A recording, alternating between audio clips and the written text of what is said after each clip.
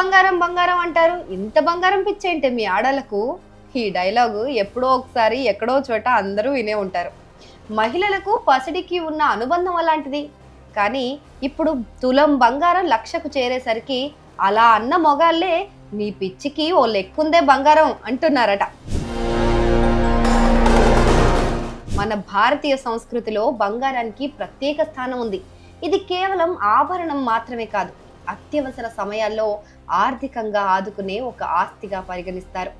తరతరాలుగా భారతీయ మహిళలు తమకు తోచినంతలో బంగారాన్ని కొనుగోలు చేసి దాచుకోవడం ఒక అలవాటుగా వస్తోంది.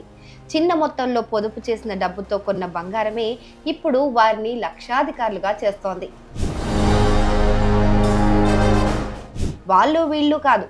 ప్రముఖ banker Kotak Mahindra bank founder Uday Kotak ఆసక్తికరమైన వ్యాఖ్యలు చేశారు ఈ బంగారం పైన.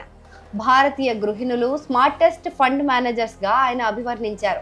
ఎందుకంటే చాలా కాలంగా వారు తమ పొదుపులో కొంత భాగాన్ని బంగారంలో పెట్టుబడి పెడుతూ వస్తున్నారని, ఇప్పుడు బంగారం ధరలు రికార్డు స్థాయికి చేరడంతో వారే నిజమైన విజేతలు అని కొనియాడారు.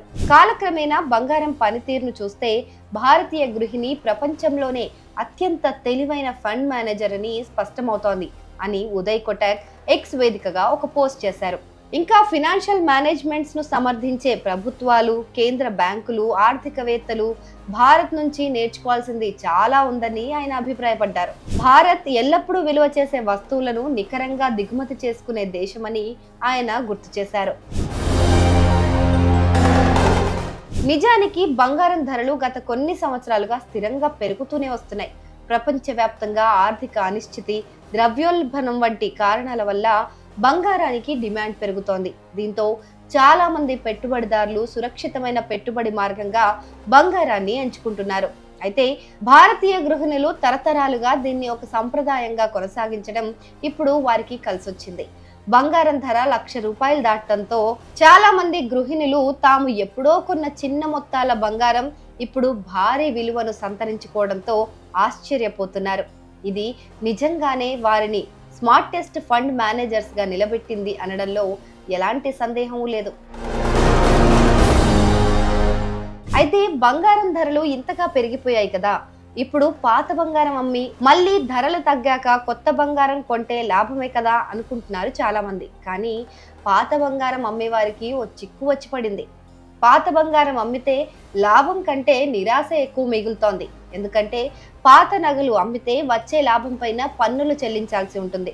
కొనుగోలు చేసిన తేదీ నుంచి 3 ఏళ్ల లోపు విక్రయిస్తే short term capital gains tax కూడా వర్తిస్తుంది. ఇది మీ ఆదాయపు పన్ను స్లాబ్ ప్రకారం ఉంటుంది. ఒకవేళ 3 ఏళ్ల తర్వాత విక్రయిస్తే long term capital gains tax 20% వరకు ఉండొచ్చు. అంటే పాత బంగారం అమ్మినా కొన్నా సామాన్యుడికి కష్టాలు తప్పేలా లేవు. 1 తులం పాత బంగారం అమ్మితే తిరిగి ఎంత వస్తుందనేది దాని స్వచ్ఛత, అప్పటి మార్కెట్ ధర పైన ఆధారపడి ఉంటుంది. అయితే బంగారం అమ్మినప్పుడు పన్నుల భారం కొంతమేర రాబడిని తగ్గిస్తుంది. సో అత్యవసరమైతే తప్పితే బంగారాన్ని అమ్మకుండా ఉంటేనే మంచిది. పైగా ఇప్పుడున్న బంగారం తీసేస్తే పెరుగుతున్న ధరలకు మళ్ళీ భవిష్యత్తులో కొనగలమో లేదో.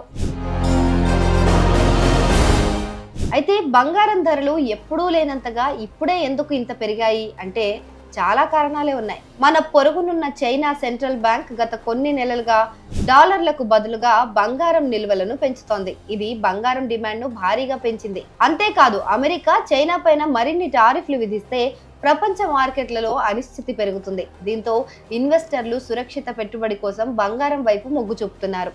దీనివల్ల కూడా బంగారం ధర కొంత పెరిగింది. అమెరికా ఫెడరల్ రిజర్వ్ వడ్డీ రేట్లను తగ్గిస్తే డాలర్ విలువ తగ్గుతుంది. దీనివల్ల బంగారం ధరలు అమాంతం పెరిగే అవకాశం ఉంటుంది. ఇక ఇజ్రాయెల్, ఇరాన్, ఉక్రెయిన్, రష్యా వంటి ప్రపంచ రాజకీయ పరిస్థితులు కూడా బంగారం ధరలకు సానుకూలంగా మారాయి. స్టాక్ మార్కెట్లలో అనిశ్చితి నెలకొన్నప్పుడు చాలా మంది పెట్టుబడిదారులు సురక్షితమైన ఆప్షన్ గా బంగారంలో పెట్టుబడులు పెట్టడానికి ఆసక్తి చూపుతున్నారు. దీంతో బంగారానికి డిమాండ్ భారీగా పెరిగి ధరలు ఆకాశాన్ని అంటాయన్నమాట.